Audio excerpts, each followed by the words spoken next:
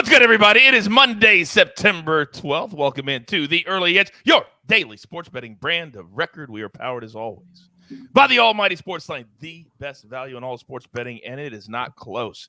That may have been the wildest week one in the NFL, maybe of all time. When have we ever seen a division, this is true, AFC South, where none of the teams won, but two of them played each other? When does that ever happen? So a pretty good day at the brand. We had a ton of picks from the entire week, Tuesday, Thursday, Friday. But then, I'm telling you right now, hashtag it pays to watch our live stream last night before Sunday Night Football. Our guys get really locked and loaded. And look at that. The only thing we lost was the Cowboys itself. And they lose their starting quarterback, Dak Prescott, for several weeks due to a hand injury. Here's the stars of the show on a Monday because we're rock and rolling. We're loaded today, first and foremost. She's now put it in her rearview mirror, and she is looking forward. But what a tough win, Allie, on Saturday. You escaped Austin, Texas, barely. Good morning. Good morning. Let me tell you, if we didn't win that game, I probably would have been embarrassed to be called Alabama for the whole season. So. That is very true. That's very true. See, that would have thrown off everything we do here at the brand, and we don't want to do that. So you're very, very, very right. Now, in Las Vegas, they have really been disappointed the last 24 hours. Huh, Zach? Because the Raiders go to the Chargers yesterday, and time after time after time, they just couldn't get over the hump. They couldn't cover either, and that stunk for a lot of us. Good morning, sir.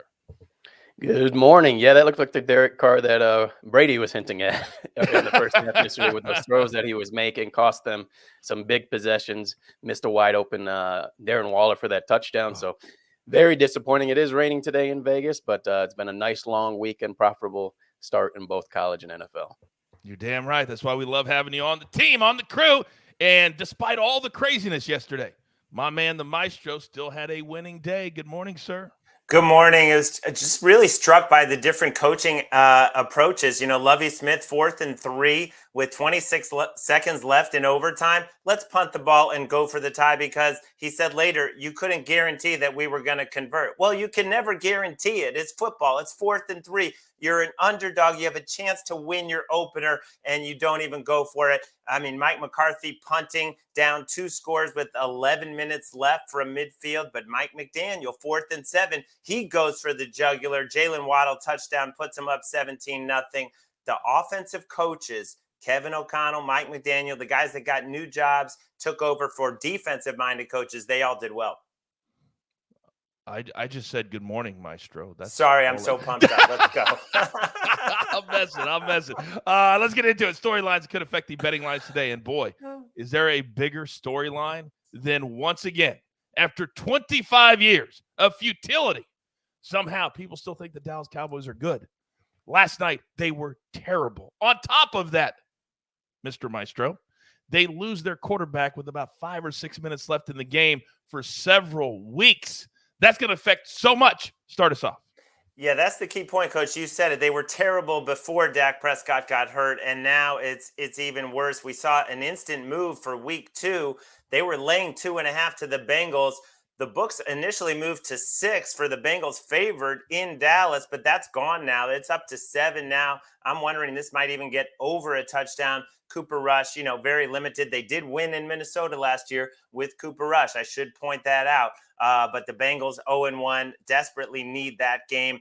The Super Bowl futures for the Cowboys shot up. They were 18-1. Now they're 50-1. The conference from 9-1 to 18-1. The division odds taken down right now. The Eagles are going to reopen as heavy favorites. Interesting. Every other team in the division wins. The Commanders get a win. The Giants get a win. The Eagles win. And the Cowboys sitting at 0-1. And Dak Prescott probably going to miss 6 to 8 weeks. And the way the Giants got it done, that's a bigger way. That's a better way to do it that way and get that momentum going. Man. And by the way, if you're one of those bettors that is going to put that money on the 50-1, we'll send you the link to St. Jude. We'll let you still donate the money. Just let's give it to the kids. Let's give it to the kids. Now, that's a big-time storyline. And again, don't forget, tonight, 7:30 Eastern time, we'll be back counting down to Monday Night Football. And in the chat, where did it go? Where did it go? There he is. Yeehaw! Where is it? You got so many people in the chat this morning. I can't even get back to it. Anyway, somebody said, yeehaw! Let's go. Now, that was going to be my transition to there you go. Thank you, AB. Yeehaw is kind of what you say when you're out on a ranch, when you're on a farm, when you're around horses. And tonight, the Seahawks are facing the horses that we call the Broncos. And they've got a starting quarterback now that Russell, who was cooking in Denver, is no longer there. Zach Attack, you're up. Well, I think what we learned yesterday is you can take home underdogs. And you look at the Seattle Seahawks, Pete Carroll named Geno Smith starter. You go back to last year, he went 3-0 ATS. And what you take away from that is you don't have to win outright to cover. And that's the case with Geno Smith last year. They were 6-point underdogs against the Saints. They covered that one, even though they lost. 6-point underdogs against the Pittsburgh Steelers, lost in overtime by 3 points, but still covered. And then they beat the Jacksonville Jaguars. So he was 3-0 ATS as a starter last year. That's something to keep in mind. And he also has primetime experience. He only started those 3 games, but 2 of those were primetime games, a Sunday night football game against Pittsburgh, Monday night football game against the Saints. And he also came in post-halftime against the LA Rams on that Thursday night primetime game as well. So he's had this spotlight before, and maybe that's one of the reasons why Pete Carroll went with him to open the season.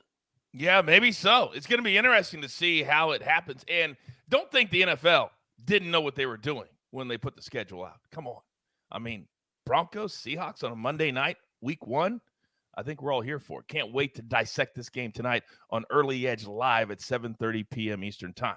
But we need our board today. Before we do that, you guys know we've grown so big. We've got to pay those pesky little bills. Here's a word from one of our incredible partners. And we are back. It is time for our board today.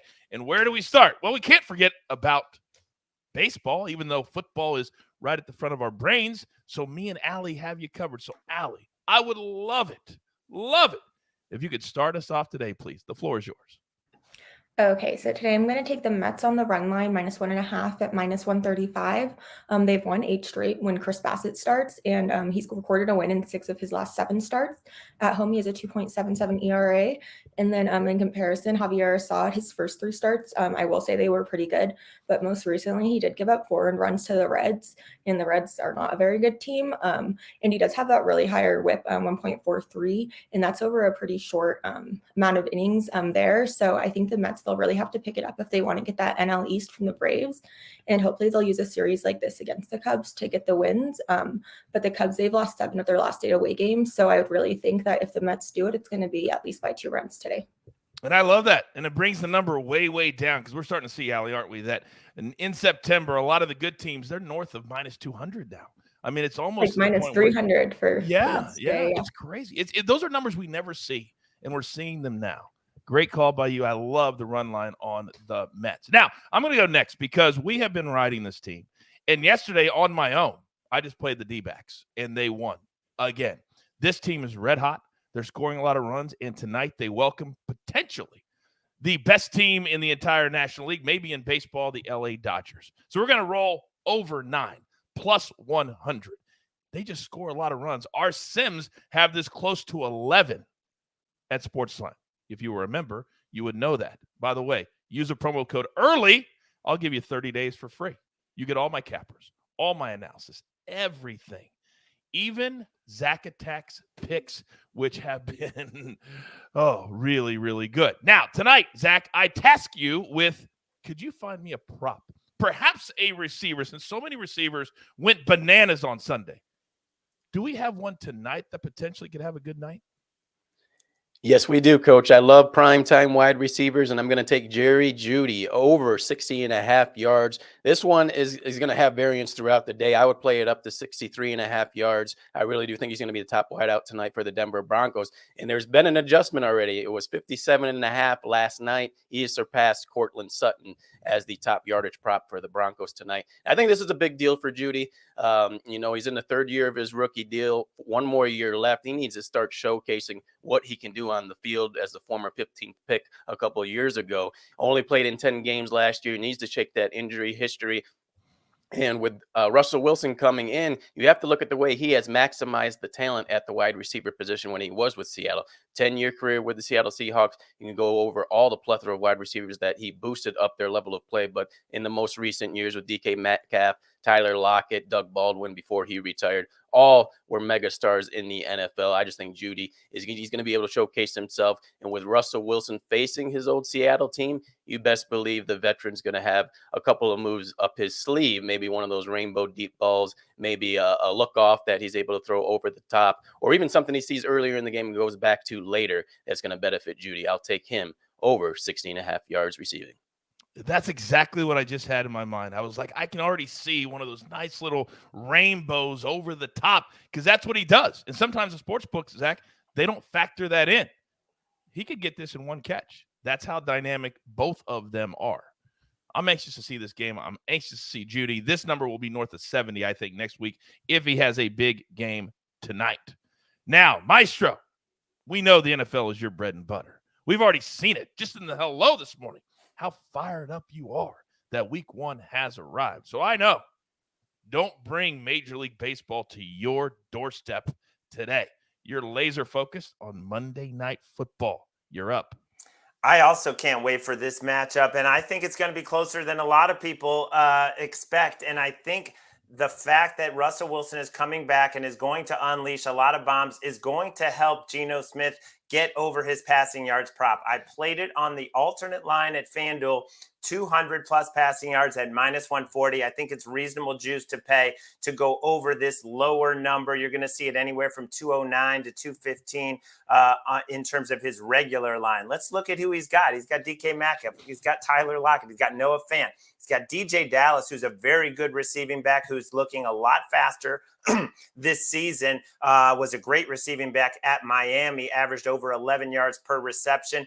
And I just think that everyone's deriding and making fun of Geno Smith. This guy didn't have a turnover in the preseason, didn't have a turnover in those 3 starts last year. And I think the Seahawks, everyone assumes 70% run, 80% run. Yes, they'll probably will try to pound the ball, but in the preseason, 61% of the time they threw the ball. So to keep up with Russell Wilson, especially if they're playing from behind, I love it, over 200 yards. Oh, I love it too, for so many different reasons. If it goes game script, they're going to be behind for the entire second half. So, but as we've seen from all the other games, Larry, this weekend, we don't know what's going to happen tonight. It could be absolute bananas.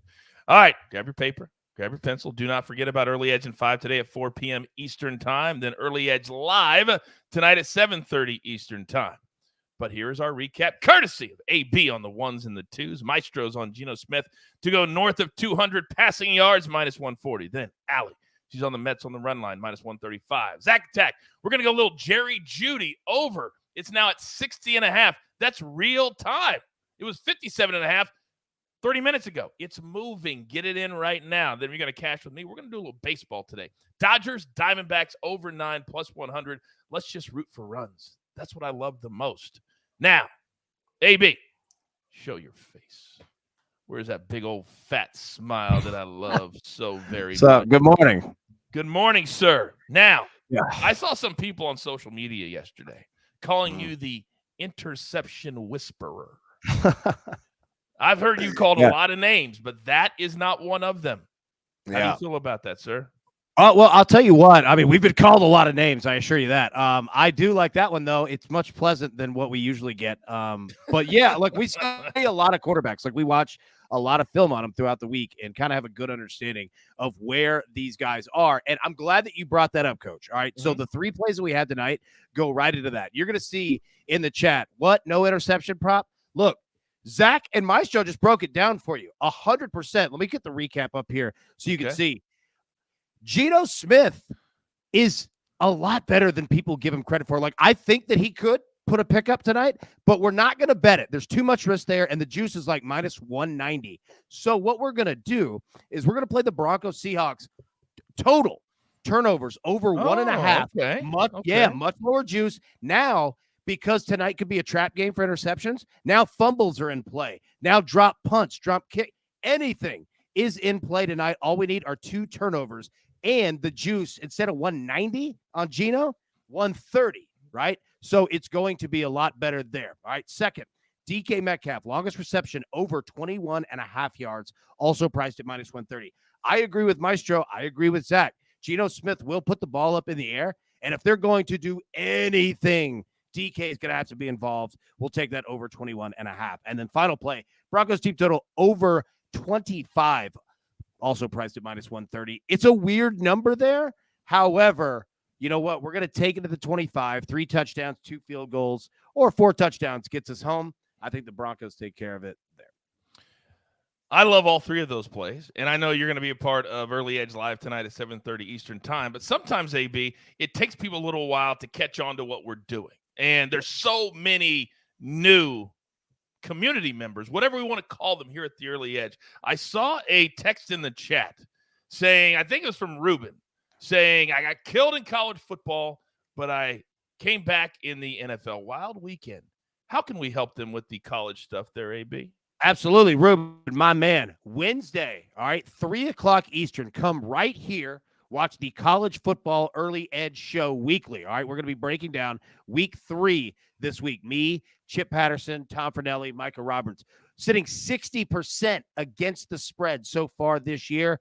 Come join us Wednesday. I'll tell you what, I'll make you a promise too. If you come in there, drop a hello in the chat. I'll put you right up on screen, my man. Get you in there. Yeah, come join us. There you go. There you go. Now, dirty little secret here at this show, we're honest with you. We're truthful with you. We don't throw you lying lines out there. If somebody's hitting 60%, that is fantastic. That is fantastic. If somebody else is telling you, oh, we hit 80%, 90% of our 5% bombs of the week, we don't do that here. You'll never see a 5% bomb of the week. If you do, that person will not be on the show ever again. I promise you that. So a little bonus pick. It's our 5%. I'm kidding. There's only one thing left to do, and I believe you all know what that is. You got your marching orders. Let's take all of these tickets straight to the pay window. For my entire crew, love them all. Maestro, Alabama, Zach Attack, AB on the 1s and the 2s. I am the coach. We're here every single day. The easiest thing to do, just turn on your notifications. Then every time we start any content, like today, 12:30 Eastern time, I didn't tell you about this. Our Champions League preview for the week. We got more Champions League qualifiers this week, and we're here for you live right here on this channel, on YouTube, Apple, or Spotify. We got you covered right here on the Early Edge. Good luck.